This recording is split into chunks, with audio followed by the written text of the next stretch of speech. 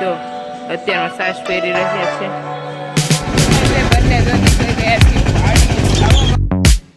બંને જયમાં મોગલ આર મહાદેવ. કેમ છો બધા? મજામાં જશો. અને મીનાક્ષી દીદી અને ઋષિતા દીદી બંને આજ 5 વાગ્યાના જાગી જાય બોલો. અને નાની બેનને હુવા દીધી હતી.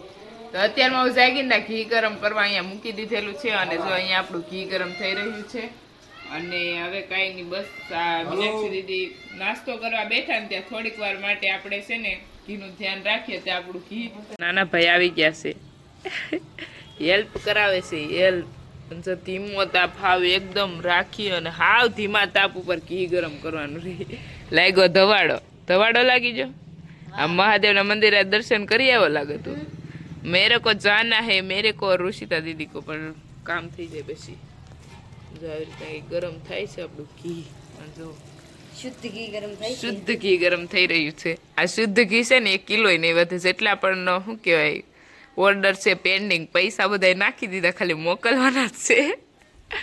એવું કરવાનું છે. ધીમા તાપે જો ઘી ગરમ કરું છું અને હુંય ધુમાડો ખાઉં છું. અને ઘી બનાવવું કઈ હેલું નથી મિત્રો, કહી દે તો. હા, આખું બળે બહુ કલાક ખોટી ખાવું પડે, કઈ પડે ને એનું ધ્યાન રાખવું પડે. ત્યારે મને રોવ આવી જશે. મોટી બેન 5 વાગ્યાની જાગી અને માખણ ધોતી હતી બેલ, એટલું કરવું પડે એની પાછળ. આપણે સાસ ફેરવાની છે તો એની તૈયારી કરવા માંડ્યા છીએ. અને ચાલો તો પેલા સાસ ફેરવાનું કામ જો અહીં ચાલુ કરી દેવાનું છે. અને જો આપણે વૈદિક રીતે સાસ ફેરવી છીએ, સાસ કંઈક આવી રીતના ફેરવા માંડી છે. લોણાથી સાસ ફેરાઈ રહી છે. અને આપણા મીનાક્ષી દીદી તો અત્યારમાં સાસ ફેરી રહ્યા છે.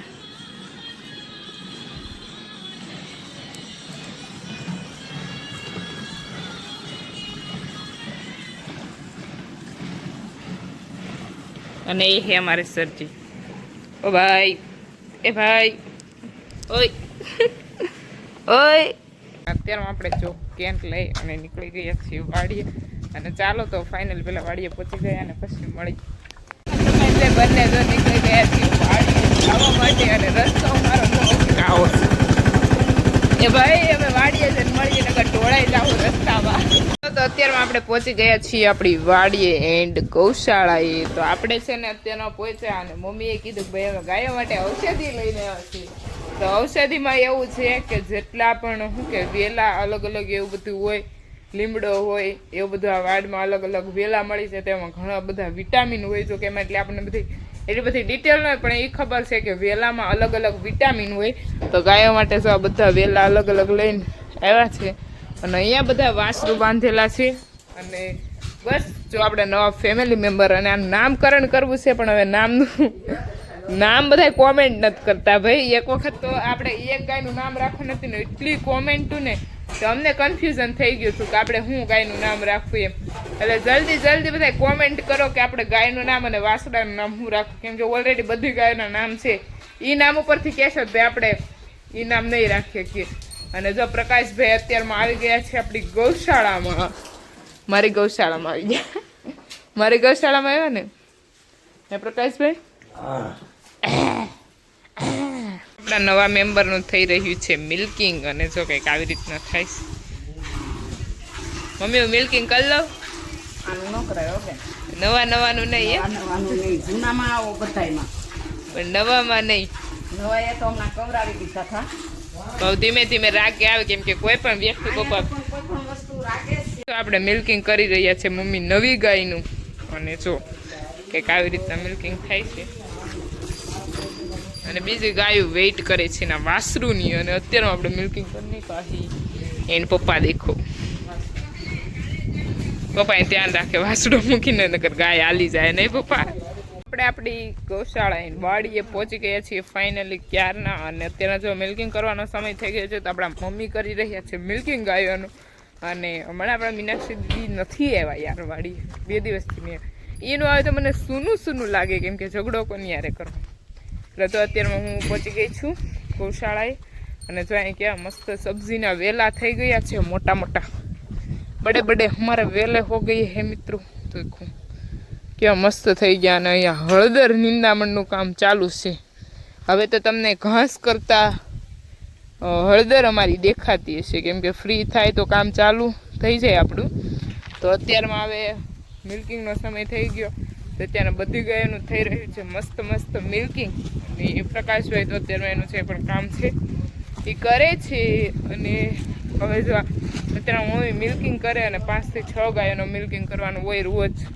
અને ચાલો તો હું તમને બતાવું, આ મેળ આવે તો આપણે એક ગાયનું મિલ્કિંગની હેલ્પ કરાવી નાખીએ અને કન્ટિન્યુ રહેજો આપણા બ્લોગ વિડીયોમાં. મોટા બેન હોય તો આપણો વારો ન આવે, આજ આપણે મમ્મીને થોડીક હેલ્પ કરાવી દઈએ.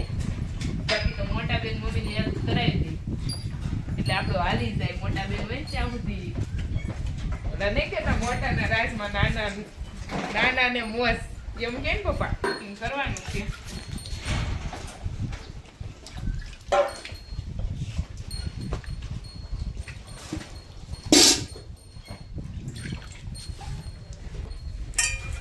આમ તો ગાય ત્રણેય બેનું અને મમ્મી આવતા બધાને એકુકી ગાય જ દોવાની આવે. કેમ કે અમારા ઘરમાં 5 જણા મિલ્કિંગ કરતા આવડે, ત્રણેય બેનું એન્ડ ભાઈ એન્ડ મમ્મી.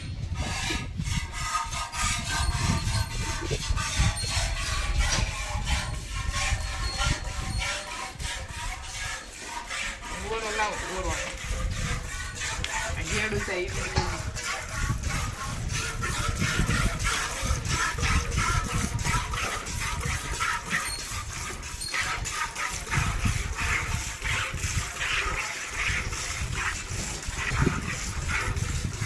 તો આવી રીતના કંઈક આપણે અત્યારે મિલ્કિંગ થાય છે કૃષ્ણાજીનું. સ્ટાર્ટિંગમાં તો આપણે કૃષ્ણાજીના આસર નતા ખાવતા, પણ હવે વાંધો નથી આવતો. આમ તો બધી ગાય મિલ્કિંગ કરવાની મજા જ આવે. અને વચ્ચે તો હું 2-3 ગાયોનું મિલ્કિંગ કરી દેતી, પણ આપણે વધારે ગેપ પાડીને પછી 1-2 નું માંડ થાય. 2 નું તો કરી નાખીએ પણ તો હાથ દુખવા મળે. અને રેગ્યુલર જો મિલ્કિંગ કરતા રહી તો કાંઈ વાંધો ન હતો, તો ગમે એટલે ગાયો મિલ્કિંગ થઈ જાય આપણી. આમ તો આપણે વાંધો ના હોય, મમ્મી મોટી બેન એકદમ સ્ટ્રોંગ માણસ છે, આપણી સફર છે ભાઈ.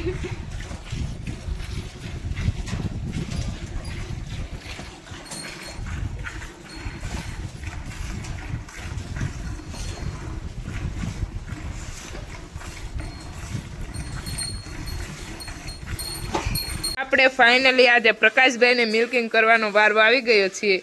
એક ગાયમાં મેં હેલ્પ કરાવી અને બીજી ગાયમાં આપણા ભાઈ હેલ્પ કરાવે છે. એટલે આજ આપણા મમ્મીને પોરો પાટું નહીં મારતી હો ગોપી. સાહેબ પહેલી વાર મિલ્કિંગ કરાવે. તો માજી જય શ્રી કૃષ્ણ. જય શ્રી કૃષ્ણ, જય ગૌ માતા. આજ તમે સાહેબ ને વારો લીધો, મારો વારો લીધો. સાહેબ ક્યારેક દોવે ને તો એને આદત પડે, પછી કાંઈ હું તો દોયા જ ન કરું. માણસો મૂકે તો સાહેબ ની હાજરી જોવે ને. ક્યારેક હું કે ગૌશાળા કરવાની છે. આ તો આપણી નનકી મેક્સ જેવી ગૌશાળા ગણાય. મમ્મી પછી સાહેબ ને પાસે એના કામ વાળા વૈયા જાય, કામે સાહેબ દોઈ લેવા પડે ને ગાયો. હા, એ તો એવી તૈયારી તો રાખવી જ પડે, તો ગૌશાળા થાય ને રે. મમ્મી બોસ ની જેમ ઉભા અને ભાઈ ને દાંત આવે બોલો. એક જ ગાયનું મિલ્કિંગ બાકી રહ્યું છે અને આપણે અત્યારમાં જાવ છે સિંગમાં આટો મારવા માટે અને 2-3 ફોટોશૂટ કરવા માટે. કેમ કે ઘણા સમયથી આપણે હમણાં ફટાફટ 2-3 પાડી લઈએ. મજાક કરું, પાડુક નહીં, પણ હું તમને સિંગ બતાવું. ફાઇનલી મસ્ત સિંગ થઈ ગઈ છે આપણી. અને આપણો કપાસ પણ જો કેવો જોરદાર થઈ ગયો જો છે ને, જોરદાર કપાસ. અને ચાલો તો હું તમને સામે જઈ અને બતાવું આપણી ચોખ્ખો કપાસ થઈ ગયો. અને ચાલો તો ઘણા સમય પછી નિંદામણ થયા પછી હું તમને અમારી સિંગ બતાવું અને કન્ટિન્યુ રહેજો આપણા બ્લોગમાં. આપણે પહોંચી ગયા છીએ આપણી સિંગમાં અને સિંગમાં બધા અલગ અલગ વસ્તુ નાખતા હોય અંદર વાવવામાં. કોક નાખે તલ, કોક નાખે મગ, કોક નાખે અડદ, પણ આપણે કંઈ મિક્સ કર્યું નથી. અને તો અત્યારમાં આપણી સિંગ કેવી છે ને હું તમને બતાવું. અને આમે વરસાદ અને હાથી હરડ નિંદામણ એટલું કામ થઈ જાય ને પછી સિંગ મસ્ત જ હોય. તો અત્યારમાં આપણે સિંગે આટો મારવા માટે આવી ગયા છીએ. અને ચાલો તો હવે હું તમને આગળ બતાવીશ આપણી સિંગ. અને કોમેન્ટ કરજો ભાઈ તમે શું વાવો છો ખેતીમાં. ઘણા લોકો આપણને કોમેન્ટમાં બધું પૂછતા હોય તો આપણને પોસિબલ હોય આન્સર આપી દઈએ. આમ તો યાદ રહ્યું એવા આન્સર આપી દઈએ.